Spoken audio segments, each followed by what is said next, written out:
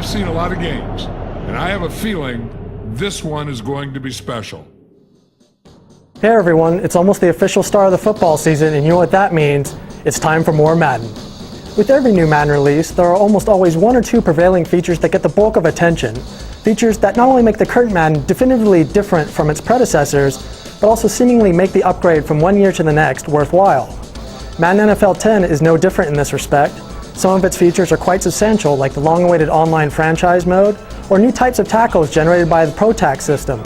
But it feels like the bulk of what's new in Madden 10 is less glossy and far more granular, affecting only the mechanical aspects of the football experience.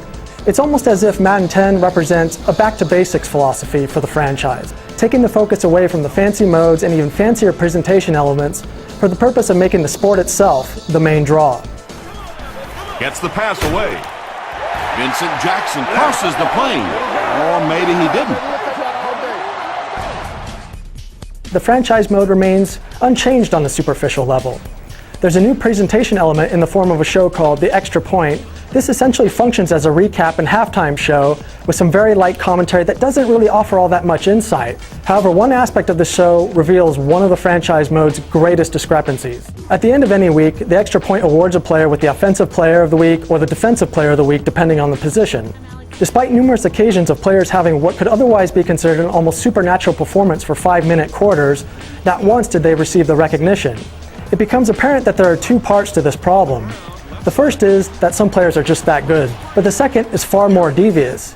Stats don't seem to scale properly for 5-minute quarters. When the computer plays its games, those stats are designed to reflect full 15-minute quarters, or at the very least, they reflect a simulation of a full game.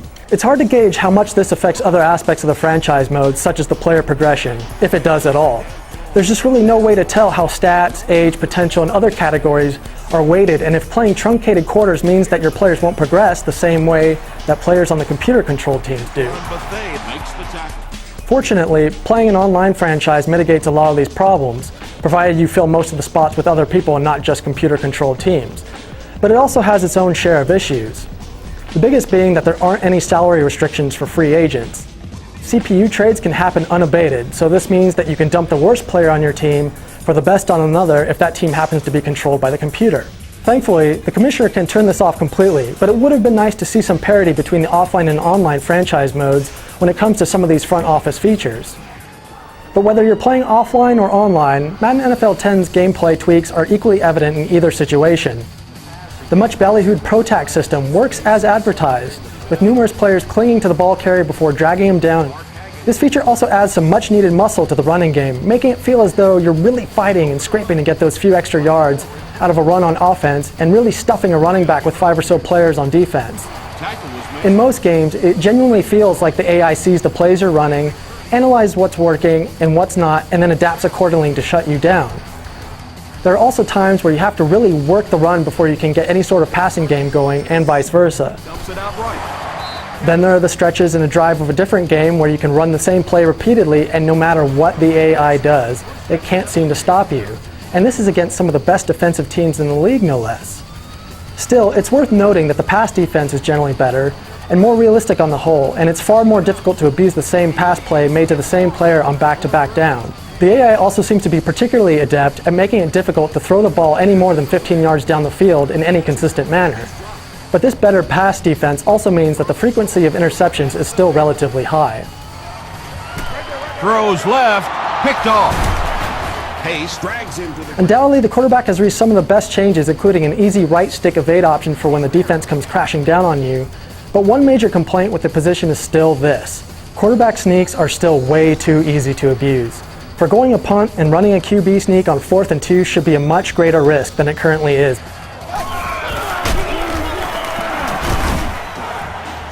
It's also worth mentioning, however, that fatigue on the default setting plays a much greater role than it ever did in previous games, which makes it harder to abuse other plays. If you keep passing to your star receiver, that receiver's stamina will drop to the point that he automatically gets pulled for a play or two before being automatically sent back into the game. As far as Madden 10's look is concerned, there's a noticeable improvement over the last year's game, but most of it comes in the form of finer details on the player models, such as patches, as well as presentation elements that help give the game a more broadcast TV-like feel.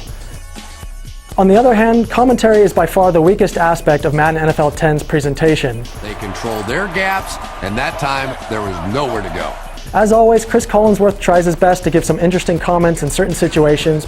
He's not really the problem, but his play-by-play man, Tom Hammond, is absolutely terrible, in that his commentary is completely bland and lacks any sort of dynamic that really keys you into the on-field action aside from the most basic information.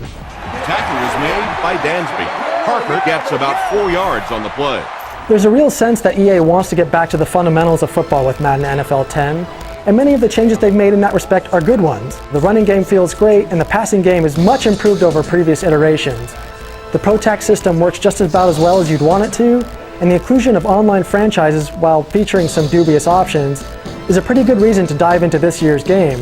But for all these improvements, there are seemingly an equal number of nagging setbacks, ranging from the frequency of turnovers to inconsistencies in AI-controlled defenses. Of course, these don't sink the entire Madden 10 experience, as it's still a fun game to play, but a little more work in some of these areas would have gone a long way in making this the best Madden to date.